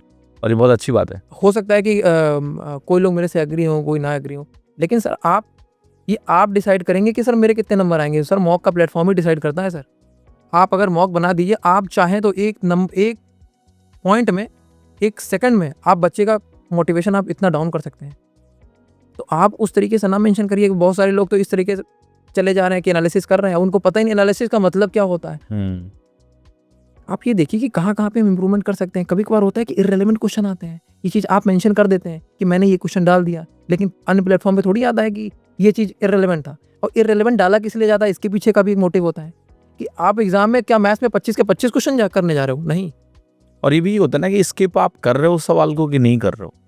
स्किपिंग का एटीट्यूड आपके अंदर है या नहीं है, वो वही सवाल जब आते हैं ना सामने तब पता चलता है कि कितना टाइम लोगों ने बर्बाद कर दिया उस सवाल में भी, राइट। यस अनमोल, ये मैथ्स, रीजनिंग और इंग्लिश की एनालिसिस किस तरह से करनी चाहिए मॉक की? सर, मॉक में जो एनालिसिस करने में जो मोस्टली समय जाता है वो मैथ्स में ही जाता है सर, और किसी में तो इतना जाएगा नहीं, वो मैथ्स में ही जाता है। तो मैथ्स में एक एक क्वेश्चन में आपको, मैं तो सर सारे क्वेश्चन देखता हूँ, जो सही भी हो जा रहे हैं, जो गलत भी हो जा रहे हैं, क्योंकि सर कुछ कुछ क्वेश्चन ऐसे होंगे जो आते होंगे हमको, वो मेरे से छूट गए, और सर दिक्कत वो नहीं देते हैं, और आते हुए में जो समय लग गए सर, वो दिक्कत दे जाएंगे। अगर आते हुए तो भी आपको समय लग रहा है, तो वहाँ पे हमको एक एक क्वेश्चन को देखने में समय लगाते थे, लगभग मोस्टली टाइम उसमें चला जाता था, 45 मिनट्स अप्रॉक्स। मैं देख रहा हूँ मैथ्स को ही देख रहा हूँ, तो एक एक क्वेश्चन को वहाँ पे कुछ ऐसे भी क्वेश्चन आ जाते थे। अब जब लगाते वक्त तो मैं स्किप कर देता था, लेकिन बाद में मैं इररेलेवेंट क्वेश्चन भी है तो सर फिर क्वेश्चन में समय देता था, क्योंकि हमको अपनी अंडरस्टैंडिंग बढ़ानी है कि इस टॉपिक, इससे मैं क्या सीख सकता हूँ। ये नहीं देख रहा हूँ कि सर वो प्लेटफॉर्म को मैं, अरे इसने तो ऐसे क्वेश्चन दे दिया, हटा देते हैं सर, नहीं। फिर मैं हर चीज़ देखता था, हर चीज़ को रिगरसली पूरी तरीके से देखता था। तो कितना टाइम लगा देता? अब 1 घंटे का मॉक है मान लिया, हाँ, तो उसको एनालिसिस में कितना टाइम जाता था आपका? अब पूरा मिला करके सर 1-1.5 घंटा जाता था। हाँ, 1-1.5 घंटा। नोट्स वगैरह बनाते थे उससे? सर पॉइंटर नोट कर देते थे, सर पॉइंटर उसमें बना देते थे कि इसमें ये पॉइंटर है। और सर हाँ, एक चीज़ और मेंशन करना चाहता हूँ सर, इसके लिए मैंने क्या किया था, पॉइंटर के लिए सर, टेलीग्राम पे सर, क्योंकि अब सोशल मीडिया उसको अच्छी तरीके से यूज़ करना है, तो मैंने टेलीग्राम पे अपने खुद के चैनल बना रखे हैं। मैंने टेलीग्राम के, मतलब वो पब्लिक नहीं, वो प्राइवेट ही है, मेरा खुद का ही है। तो मैं उसमें सब्जेक्ट वाइज मेंशन करता था, maths, reasoning, GS and English. अब उसमें मैं अपनी गलतियों को अपनी वॉइस में रिकॉर्ड करके भेजता था। तो वॉइस नोट छोड़ दिया? हाँ, वॉइस नोट छोड़ दिया, क्वेश्चन का स्क्रीनशॉट लिया, उस क्वेश्चन को छोड़ दिया कि यार ये क्वेश्चन ऐसा नहीं लग रहा है। अब एक एक चीज़ हमको, अब क्योंकि नोट करा हुआ भूल जाएंगे, लेकिन मोबाइल में है तो आप कभी भी देखेंगे तो आपको समझ में, ये चीज़ मैं मेंशन करना चाहूँगा, ये चीज़ लोग जरूर करें, एस्पिरेंट जरूर करें, तो अपने पास में आपको पता रहेगा कि ये गलतियाँ मेरी हो रही हैं, ये नहीं हो रही हैं गलती। और एक चीज़ और, जैसे कि जीएस में मैंने कहा कि जीएस की एनालिसिस आपको नहीं करनी है, उसके साथ साथ में इंग्लिश में भी आपको ये सेलेक्टिव रहना है कि इंग्लिश में आपको वोकैब देख लिया आपने और ग्रामर देख लिया, बस बात खत्म। बहुत सारे पैसेज ऐसे आ जाते हैं, आपको समझ में ही नहीं आएगा कि पैसेज कैसे आ गए हैं। ओके, आप एक पैसेज देखना है तो आप प्रीवियस ईयर के देखिए ना, कि एग्जाम में किस तरीके से पैसेज आ रहे हैं। अब ऑक्सफोर्ड लेवल, मतलब जिस तरीके की इंग्लिश हमको थोड़ी आती है। रीजनिंग वगैरह में? रीजनिंग वगैरह में मोस्टली समय नहीं जाता है। रीजनिंग वगैरह में तो आप तो मतलब आपको पता है कि यार ये जैसे कि नंबर सीरीज का क्वेश्चन आपको नहीं आ रहा है, एंड कोई ऐसे मतलब फिगर क्वेश्चन आपको दिक्कत कर जा रहे हैं, तो आप सेलेक्ट करिए, उसको कर लीजिए एक बार। जैसे उसमें कोई टॉपिक छूट जाता है, जैसे कैलेंडर हम लोग का छूट गया, या कभी कभार इक्का दुक्का क्लॉक का भी क्वेश्चन आ गया, तो आप पॉइंटर अपने पास नोट करके रखिए, तो समझ नहीं लगेगा। बाकी कोई ऐसी कॉमन मिस्टेक जो एस्पिरेंट करते हैं, जो आपका ऑब्जर्वेशन है और जो उनको नहीं करनी चाहिए, तो कुछ बताइए इसके बारे में। सर, सबसे पहले चीज़ जो स्टूडेंट बताना ये चाहते हैं कि एक्सप्लोर कर रहे हैं, उनको सब चीज़ करनी है। They want to put their finger in every pie, सब कुछ करना है उनको सोशल मीडिया भी चलानी है, उनको बात भी करनी है, उनको दोस्तों से भी कनेक्टेड रखना है, हर चीज़ करनी है। सर, सब चीज़ जानने की ज़रूरत नहीं है सर, आपको करना क्या है, खाना है, पढ़ाई करनी है, एंड थोड़ा बहुत आपको पढ़ाई से, आप 24 घंटा पढ़ाई नहीं कर सकते हैं, लेकिन माहौल में 24 घंटा आपको रहना पड़ेगा, आप तभी कुछ कर पाएंगे। अगर आपको ये लग रहा है कि नहीं एंटरटेनमेंट होना चाहिए, नहीं घूमना चाहिए, सर मैं 6 साल से घर पे हूँ, टू बी ऑनेस्ट मेरे को कोई भी समस्या नहीं हुई है। हमने घूमा नहीं है, ये देखा किसने, हमने देखा है। हम तो अपने आप को मान रहे हैं ना, हमने घूम लिया। हम सर इस यूट्यूब पे देख लेते थे कि हमने घूम लिया, घूमना ही तो है सर, मन में मान लिया ना, मन ही को तो है, घूम के तो आप घर ही आओगे ना वापस, ऐसा थोड़ी घूम रहे हो। 6 साल कुछ घूमने की जरूरत नहीं है, आप अपने पास में रहिए। जितना ज़्यादा अपने आप को इंट्रोस्पेक्शन करेंगे, जो मैं सबसे ज़्यादा इंपॉर्टेंट चीज़ कहना चाहूँगा जो स्टूडेंट मिस करते हैं, वो चीज़ है मेडिटेशन। सर सुबह उठ करके मैं डीप मेडिटेशन 10 से 15 मिनट सिर्फ फोकस करता था सर, उससे बहुत बेनिफिट हुआ सर।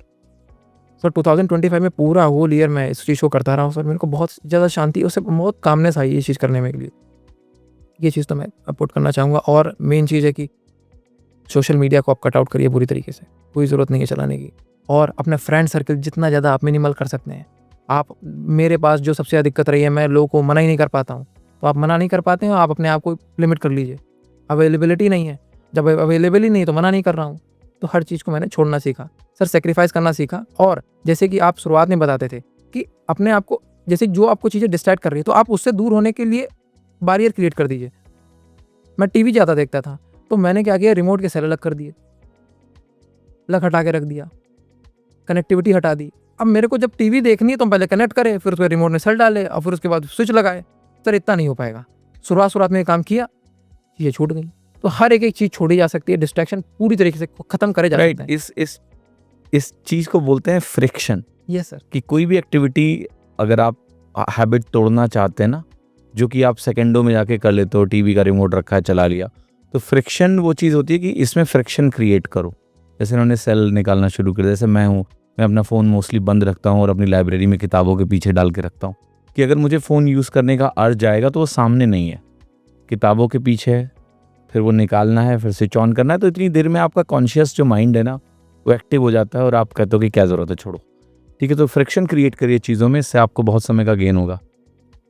एक और चीज़ अनमोल में पूछना चाहूँगा कि पहले जैसे संडे चर्चा टाइप के जो सेशन में लेता था, उस समय मुझे लगता था कि शायद बच्चों को एक साइकोलॉजिकल नीड है गाइडेंस की, क्योंकि तैयारी बहुत अकेली यात्रा है जो शायद कई बार हम नहीं समझ पाते हैं। जिन्होंने एस्पिरेंट की जर्नी जी है शायद समझते भी हैं, बट देन अगेन जब हम टीचर के रोल में हैं तो हम शायद उसको नहीं समझ पाते हैं कई बार। बट मेरे अंदर वो बहुत डीप वो फेजेस हैं जब मैंने भी आईटी का एग्ज़ाम दिया था, कि किस तरह से फ्रस्ट्रेशन जनरेट होती है, किस तरह से सेल्फ डाउट होता है, किस तरह से लगता है कि सब लोग क्या सोच रहे होंगे मेरे बारे में। और वो अकेलापन बहुत खतरनाक होता है, आप शेयर नहीं कर सकते हो। तो उसको एड्रेस करने के लिए आई थॉट कि जो बच्चे का साइकोलॉजिकल पर्सपेक्टिव है उससे डील किया जाए। और मैं जितने सेलेक्टेड बच्चों से मिला हूँ आज तक जिन्होंने संडे चर्चा को फॉलो किया, उन्होंने हमेशा बोला है कि ये चीज़ बहुत लाभ करा है, मुझे बहुत फ़ायदा किया है। बट इवेंचुअली मुझे ये भी लगता है बार बार कि यार इतने लंबे सेशंस यूट्यूब पे लेना, कहीं ऐसा नहीं कि मैं बच्चे का टाइम तो नहीं वेस्ट कर रहा हूँ, ये भी मेरे मन में आता है। और आप जब आज आए और आपने बोला कि नहीं मैंने सारे संडे चर्चा के एपिसोड देखे हैं पूरे और वो हमारे लिए बहुत रिलैक्सिंग रहा है, तो लगता है शायद मेरा सोचना चाहिए। थोड़ा इसके बारे में बताइए आप। सर ये बात आपकी सही है सर, क्योंकि मैंने आपको इतना रिग्रेसली फॉलो किया है सर। आपकी संडे चर्चा वो नहीं देख पाएगा जैसे जिसने आपको फॉलो नहीं हुआ, आपको लगेगा कि ये तो ज्ञान दे रहे हैं, ये तो आता ही है। सर सच बात ये है कि जो आप वो बता रहे हो, आप आर्बिट्रेरी नहीं आकर के ज्ञान देने लग रहे हैं। आपके पास प्रॉपर उसके पीछे की अंडरस्टैंडिंग है, आपने पूरी स्टडी करके रखी हुई है। ये लोग के पास नहीं है। हम आपकी जर्नी जब देख रहे हैं, आप भी जब सर आईआईटी में हुआ, आपका नहीं हो पाया वहाँ पे केमिस्ट्री की वजह से, फिर आपकी पूरी जर्नी में देख रहा हूँ कि किस तरीके से आप आ रहे हैं और उसके बाद में आप यहाँ तक की पहुँचे, आपकी ये अंडरस्टैंडिंग है कैसे, ये मैं सीखना बहुत चाह रहा था सर। और ये हमको पता है कि सर सच पूछिए तो टू बी ऑनेस्ट यूट्यूब पे कोई भी टीचर नहीं है इस फील्ड में जो इस तरीके से आकर के कम्युनिकेट करे। आप देख लीजिए जाकर के, कोई भी टीचर नहीं है ही नहीं कोई टीचर। तो इस चीज़ की एकदम मिसिंग थी। तो नाइस, ये पढ़ाई के बाद में ये चीज़ मिलना सर, ये तो बूंद था सर। ये नहीं मिलता तो सर आप ना एस्पिरेंट को इंसान बना रहे हैं सर। वो चीज़ आप लड़ना सिखा रहे हैं, आपको पता है कि किस तरीके से कामनेस के साथ आप पढ़ाई कर सकते हैं, किस तरीके क्या क्या चीज़ें आप मतलब आप चीज़ वो एडमिट करते हैं कि हाँ ठीक है आप डिस्ट्रैक्ट होंगे, मैं भी होता हूँ। तो वो चीज़ आता है कि अच्छा हाँ ऐसा हमको नहीं लग रहा कि मेरे से गलती हो रही है, सबसे हो रही होगी, क्योंकि अब सर से भी हो रही तो मेरे से भी हो सकती है। तो ये चीज़ सर वो अकेलापन बहुत ही अजीब फीलिंग होती है सर। वो समझ में नहीं आता है कि मन नहीं कर रहा है सर पढ़ाई करने का, पता है कि पढ़ाई नहीं करेंगे और होगा नहीं, लेकिन सर मन ही नहीं कर रहा, मैं कॉपी उठा रहा हूँ मन नहीं कर रहा है। फिर सर आपका लेक्चर देख लिया, वो सुन लिया, तो सर मैं तो आपसे रिक्वेस्ट करना चाहूँगा इसको कभी ख़त्म मत करिएगा सर, क्योंकि आपको नहीं पता है कि इससे मैंने खुद ने एक लेक्चर को कम से कम 3-3, 4-4 बार देखा है सर उसको। अगर और उसको मैं 3-4 बार देख करके सिलेक्शन ले सकता हूँ तो इसका मतलब कुछ तो फ़ायदा ज़रूर होगा उसका। ठीक है, इसके बारे में विचार करूंगा। संडे चर्चा को मैंने बंद नहीं किया है बट कम कर दिया, बीच में बंद किया था, फिर अभी महीने में एक एपिसोड कर दिया है। आपके टाइम पे या उस पीरियड में तो मैं 4-4 every Sunday I use to come, but अभी थोड़ा कम किया है उसको। सबसे इम्पॉर्टेंट जो है तैयारी में वो है फैमिली का सपोर्ट। Yes sir. थोड़ा परिवार के बारे में मैंने कुछ पूछा ही नहीं आपसे, तो एक वो भी बताते जाओ परिवार के बारे में, और जो रिएक्शन था रिजल्ट के टाइम पे परिवार का उसके बारे में बताना। सर मेरा सबसे ज़्यादा सपोर्ट तो मेरे परिवार के mummy papa, I am a single child sir. और सर मम्मी पापा का जो सपोर्ट रहा है मेरी जर्नी में, मम्मी पापा और मेरे मामा, इन लोग का सपोर्ट ऐसा रहा है, इन लोग ने पता नहीं मेरे में क्या देख लिया था, बल्कि मैंने ऐसा कोई काम नहीं किया है। 10th तक की में सर 10th में 74% सर, सीबीएसई बोर्ड से 74% आपका, इसका मतलब ख़त्म हो चुके हैं आप, एंड उसके बाद में भी वो लोग मेरे पे बिलीव कर रहे हैं कि हाँ नहीं नहीं तुम तो कर सकते हो, बढ़िया हो। अब अंदर ही अंदर उनको पता है कि नहीं नहीं ये तो गड़बड़ हो गई है। और पर जिस तरीके से पापा तो सिर्फ यही पॉइंट आउट करते हैं, जीरो तो नहीं आए हैं, नहीं आया तो जो भी आ गया बोनस। अगर हम जीरो से यहाँ तक की आ सकते हैं तो तुम तो मेरे से ज़्यादा पढ़े हो, पापा मेरे पढ़े नहीं हैं। लेकिन सर जो अंडरस्टैंडिंग उनकी है, जो इस तरीके की लाइफ की अंडरस्टैंडिंग, जिस तरीके की वो लॉन्ग टर्म प्लानिंग करते हैं सर, मार्वलस सर। और जिस तरीके से मेरी मम्मी भी हैं, सपोर्ट करा करती हैं सर। एक बार भी कभी ऐसा रहा ही नहीं कि उन लोग को ये बल्कि ये लगना चाहिए था। मैं तो सोचता हूँ मैं होता यहाँ पे तो मैं तो यही कहता कि अरे हो नहीं रहा है, कोई देखो कुछ। हम उनको ये बिलीव है कि हाँ तो हो जाएगा, आराम से हो जाएगा, कोई दिक्कत नहीं। हमेशा सपोर्ट पूरी तरीके से रहा है। फिर वो जब बात ये है कि मम्मी पापा के सामने पढ़ाई करी तो उनको दिखता है कि ये रिगरसली मेहनत कर रहे हैं, तो वो सपोर्ट बना रहता है। वो मेरे लिए तो एक आशीर्वाद रहा। 2024 में जब नहीं हुआ तो एक बार भी उन्होंने ये नहीं कहा कि अरे नहीं हुआ तो अब क्या करना है, कुछ और देख लो कुछ। लेकिन आराम से करो, तुमको पूरा सपोर्ट है। सुराब ने वही सर, वो 3 इडियट्स वाली मूवी सर, एक ही एसी अफोर्ड कर सकता हूँ, बट ऐसी बात नहीं थी एक ही एसी अफोर्ड, लेकिन वो आई मेरे कमरे में ही सबसे पहले। सर आपको बताए मैं कंफर्ट सीकिंग हूँ, मैं ओपनली एडमिट करता हूँ कंफर्ट सीकिंग हूँ। मेरे को हर चीज़ एकदम A1 क्लास की चाहिए, लेकिन हाँ A1 क्लास की चाहिए, उसके बाद मैं पढ़ाई करके दिखाऊंगा। मेरी टेबल, मेरी चेयर सब एकदम A1 क्लास का है सर। उसमें मेरे को कंफर्ट में कुछ नहीं है। मैं एकदम मम्मी का तो इस तरीके का सपोर्ट है, मैं सोचता हूँ कि मैं किसी इंसान के लिए ऐसे कैसे कर सकता हूँ। सर मेरा टाइमिंग निश्चित है, 10 बजे मेरे पे कॉल क्या, नीचे से खाना आ जा रहा है, ऊपर नीचे से 10 बजे खाना आ रहा है, 12 बजे फल कट करके आ जाते हैं, 2:30 बजे खाना आ जाता है ऊपर से। तो सर इस तरीके से ऐसा ट्रीटमेंट रहा कि सर अगर इतना मिल रहा है, सब कुछ हाथ में मिल रहा है, तो हमको तो सिर्फ बैठ के पढ़ाई करनी है।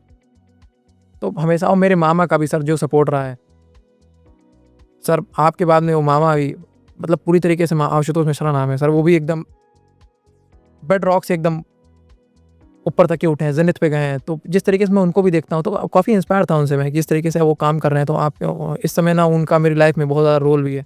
हर एक छोटी से छोटी बात है कि आप कहते थे ना कि एक ऐसा इंसान होना जिससे आप सब कुछ शेयर कर दीजिए, तो मैं उस इंसान से सब कुछ शेयर कर देता हूँ, रिगार्डलेस कि अब मेरे को क्या आप कंसिडर करेंगे, कोई बात नहीं है। एक इंसान मेरे बारे में सब कुछ जानता है, तो उनका हमेशा सपोर्ट रहा। इन्हीं लोग की वजह से मैं यहाँ तक कि आ पाया। बिकॉज 2024 में तो एकदम ख़त्म थे, लेकिन जो भी है।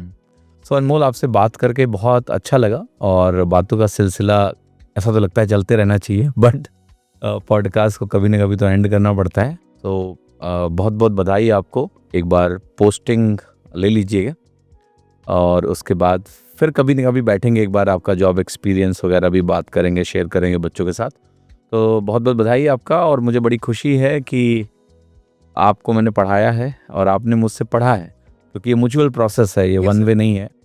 मैं कई बार इसे टीचर क्रेडिट लेना इसलिए पसंद नहीं करता हूँ, क्योंकि मुझे लगता है हम बहुत लोगों को पढ़ाते हैं और हर कोई उसको उस तरह से परसीव नहीं करता है जैसा करना चाहिए। तो आपने उसको उस तरह से जिया है, आपने उसको पढ़ा है, तो आपने काबिल तारीफ काम किया है। सो बहुत बहुत धन्यवाद आपका आने के लिए इस पॉडकास्ट में, और आपके फ्यूचर के लिए आपको बहुत बहुत शुभकामनाएं। Thank you so much. Thank you sir. नमस्ते सर। एंड आज मैं बहुत ही खुश हूँ कि मेरे मम्मी पापा, मेरे मामा आज सब मेरे साथ में बैठे हुए हैं। सब लोग बहुत ही अंदर से खुश हैं। और ये चीज़ सर, वैसे तो रिकॉर्ड कर पाना, साथ में बैठना बहुत ही मुश्किल, बहुत ही ऐसा नहीं है कि मुश्किल है काम, लेकिन ये चीज़, ये फीलिंग डिस्क्राइब करना, बोलना कभी ऐसा हुआ नहीं। लेकिन आज सर इस प्लेटफॉर्म के माध्यम से मैं बताना चाहता हूँ कि मेरे मम्मी पापा मामा, इनका कितना रोल रहा है हमको इस यहाँ तक पहुँचाने में। जितने भी संघर्ष करने पड़े हैं, हाँ ज़रूर मेरे मम्मी पापा ने मारा पीटा, लेकिन उसके बाद में किस तरीके से ध्यान रखा, किस तरीके से मामा ने भी ख्याल रखा कि हाँ हर एक चीज़ को सुना जाए। और मैं बहुत थैंकफुल फील कर रहा हूँ आज इस मोमेंट के लिए। This is very emotional moment, और बहुत ही प्राउड मोमेंट भी है मेरे लिए। सो मैं रिएक्शन भी देखना चाहता हूँ, मेरी मम्मी का क्या रिएक्शन है, पापा का क्या रिएक्शन है। मैं बहुत आज खुश हूँ इनकी सफलता से। माँ बाप को क्या चाहिए, बच्चे से हर माँ बाप यही उम्मीद करता है कि मेरा बच्चा सफल हो। वो उसके अनुशासन के पीछे यही भावना होती है कि मेरा बच्चा सफल हो। और आज मैं बहुत खुश हूँ। आज हम बहुत खुश हैं कि आज ऋतिक अनमोल इस मुकाम पे पहुँचे हैं, और बहुत प्रसन्नता है हमें कि और आगे पहुँचे।